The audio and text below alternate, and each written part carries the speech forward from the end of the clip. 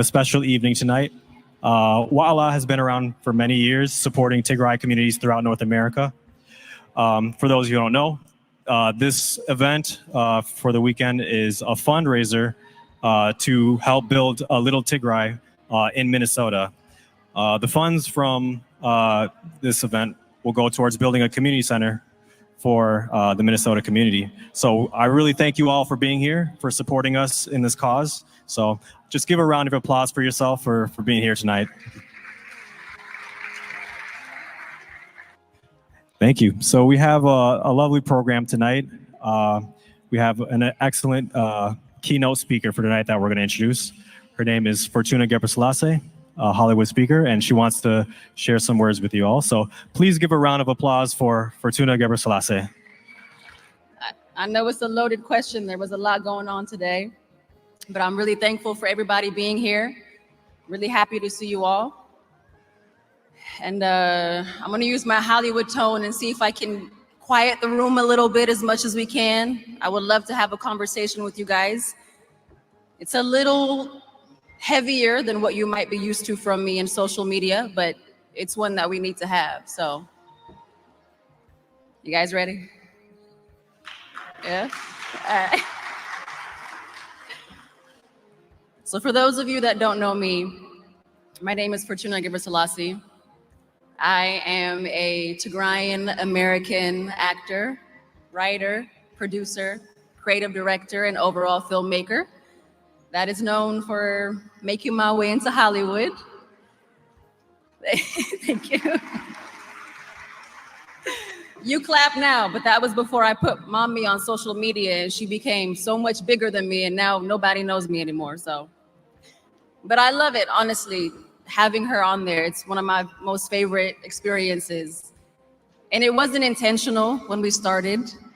It was just fun and games, but our now more publicized relationship, I'm hoping that it'll encourage more of our parents to be more open, to be more playful, to joke more with their kids, because we need it.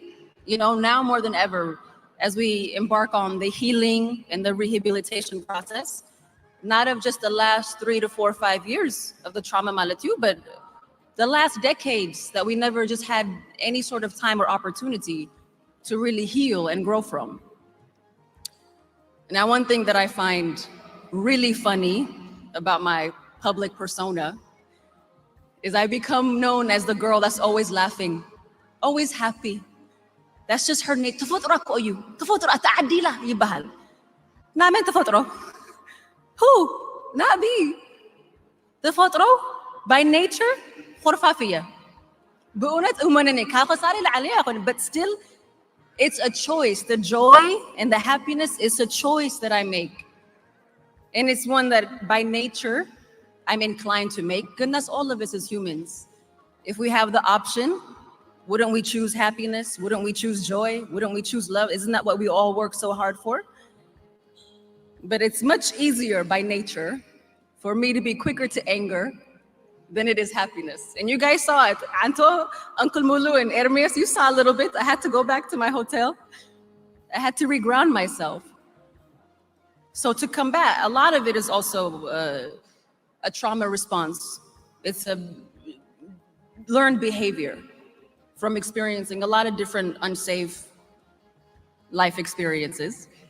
But to combat it, I work on practicing joy and gratitude so it can reground me and let me see the beautiful people in front of me and be grateful to be here with you and be appreciative of the life that we have.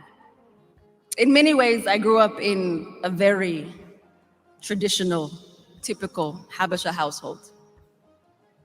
Education is king, right under God. It's normal to drink coffee 3 times a day, and we say it's not an addiction. It's an addiction. Somebody understands? Where the most commonly served tzarhi is not shuro, it's tzarfi. You guys know what I'm talking about. Back home, they wake up to what? The roosters. We wake up to what? Tzarfi. It's our appetizer in the morning. And then for breakfast, more tzarfi. I see you laughing. I know you understand. But unfortunately, if I'm being very honest, which I'm going to be very honest tonight,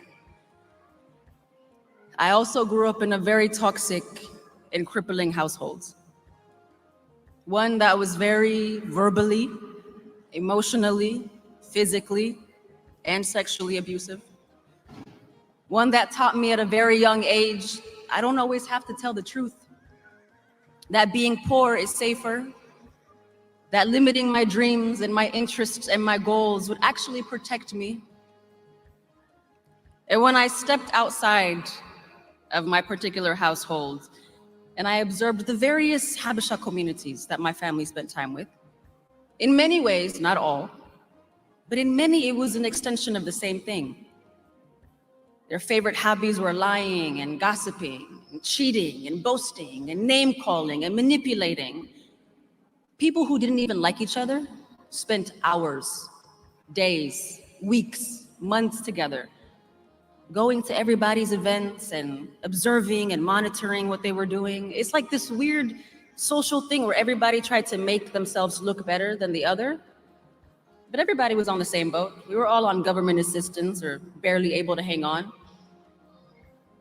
And I didn't get it. I didn't understand why. And I didn't like it either.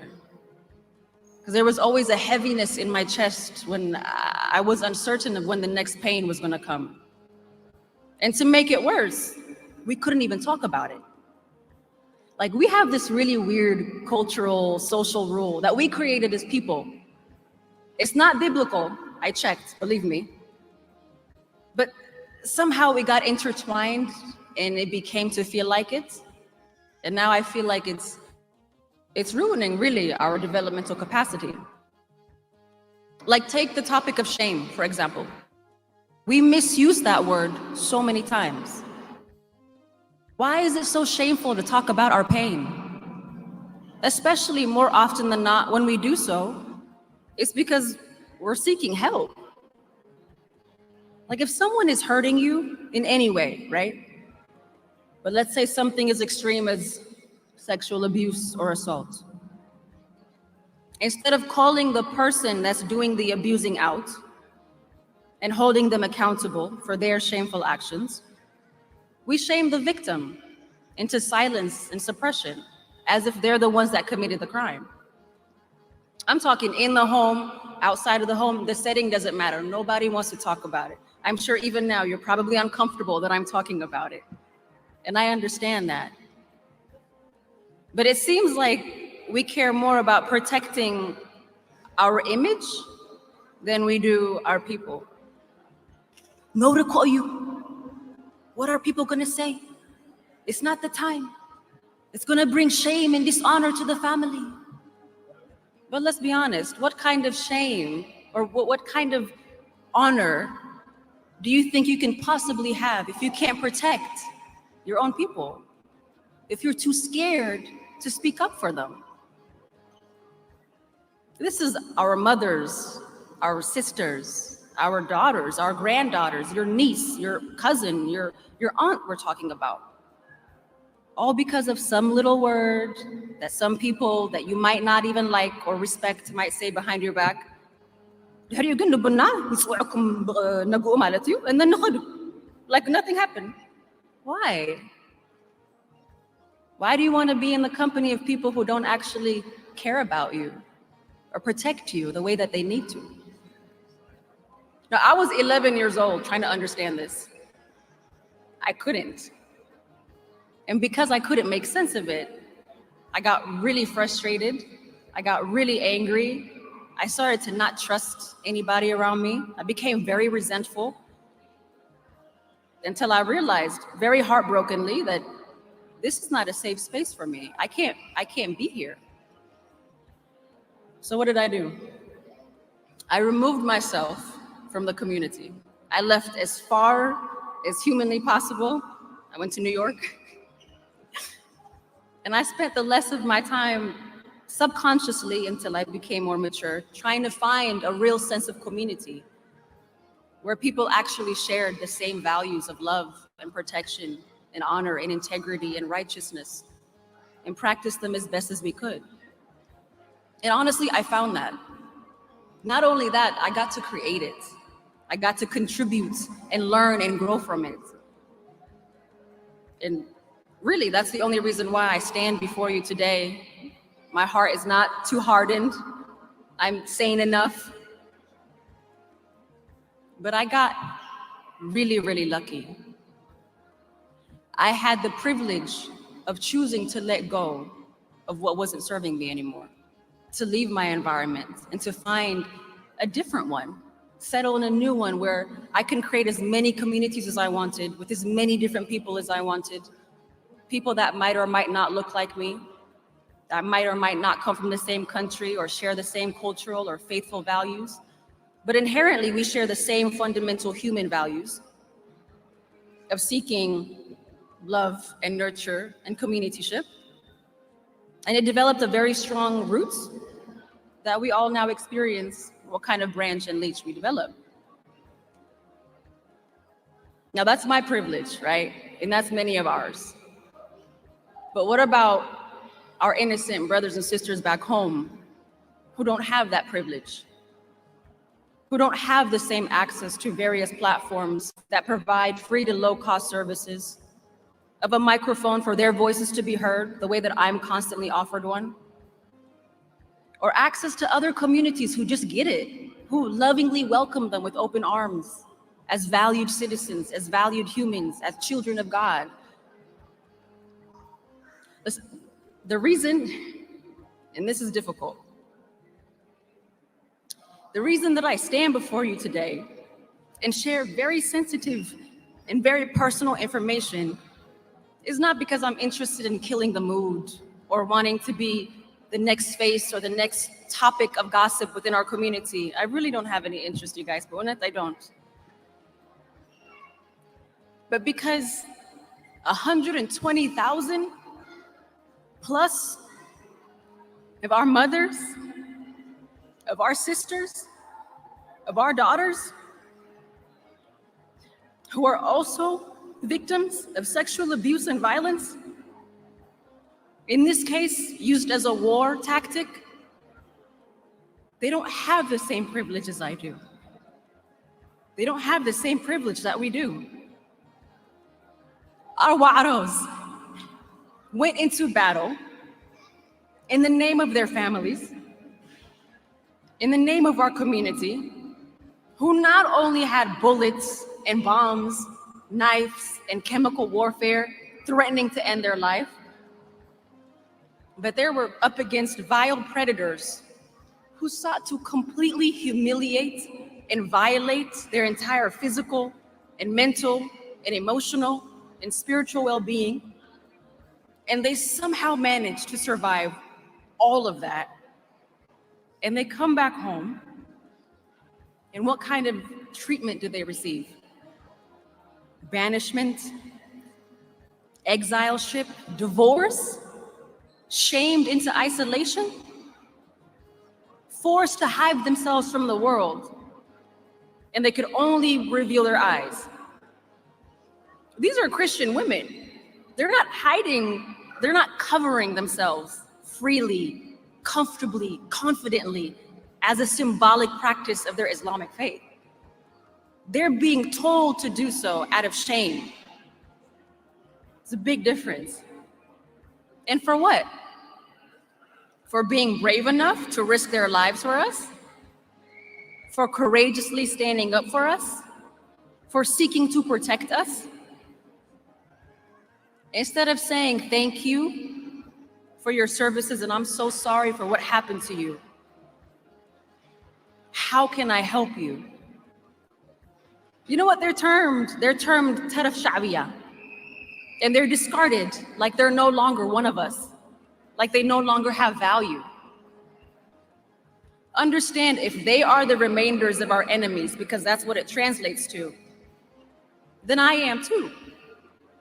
Except the only difference is my enemy was in my own home. It was one of us. But based on the overwhelming collective response, it seems like we have become our own greater enemy than the ones we were fighting by cowardly refusing to protect our own women. Do you realize that if my story, the story of my life, ended where I experienced those things within my own experiences of life, I wouldn't be here in front of you today. When I had my first full-blown mental breakdown, my first year of college, my first semester of college, and I got diagnosed with depression, and I had raging thoughts of suicide, again, conversations we don't talk about. If there wasn't people who took me in, who knew how to validate, how to love, how to comfort me, to provide a safe space for me to heal, who humanized me, who let me speak my pain, I wouldn't be here today. I wouldn't. There would be no Coco Hollywood Fortuna. So these women, our sisters, our future daughters, our mothers that we're discarding, they're the innovators of future Tigray. The trailblazing CEOs, the presidents, the world-renowned surgeons, the master lyricists, the architects, the Coco Hollywoods, the national anthem, all of them. That's gonna build the bridge of reform. But that's what proper rehabilitation offers, proper communityship. And I'm lucky to be a product of both. So believe me when I say that our survival, our future existence depends on us implementing proper communityship. And maybe there are many of us that say, I don't even know what to do. Where do I start? What kind of power do I have? We all have it. It starts with ourselves. You have to examine yourself. You have to ask yourself, how am I contributing to my success or my downfall today? Even your self-talk, how do you talk to yourself? If you make a mistake, do you beat yourself up? Or do you encourage yourself to try again? When you see your brothers and sisters succeeding, do you encourage them because you understand their success means your success? Or do you get jealous and wallow away? If somebody needs help, are you willing to help them? Or are you scared? Next time I might need help, so I can't do it right now. We really have to ask these questions, and it's gonna be a lot of ego that we have to kill our egos. The ego has to go. We're gonna have to be vulnerable. We're gonna have to be honest. And we're gonna have to work hard because change is not easy, but it's very possible. We have the resources, we have the skill set. You guys, we live here. We know how to clock in and clock out every day on time. You need something, you Google, Amazon, whatever. So we have to implement the access that we have.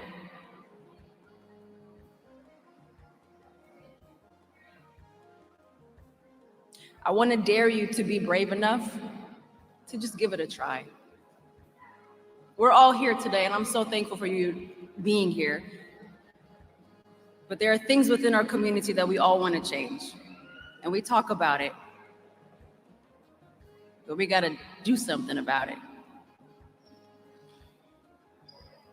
So to the generations of my parents, our grandparents, I know this is probably not normal for us, me standing up here saying I get it, I understand. But if it wasn't dire, if it wasn't necessary, if this wasn't a conversation or life or death, I wouldn't vulnerably be here, I promise you.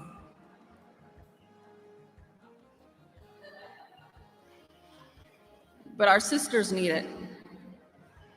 Our mothers need it. Our kids need it. Our future generation needs it. So we're here. And to our Wados back home specifically, to our mothers, to our sisters, to our daughters, I love you so much.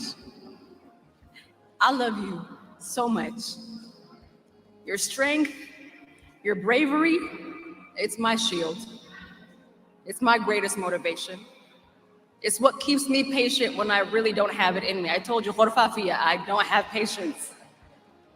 It's what gives me hope when I have a really hard time seeing it or believing it. And you deserve better. You deserve so much better. And you're gonna get better. But I need them to know that they're not the product of somebody else's shortcomings. You're a child of God. Your brilliance, your wisdom, your intelligence, your heart, your beauty, nobody can take that away from you. It's yours.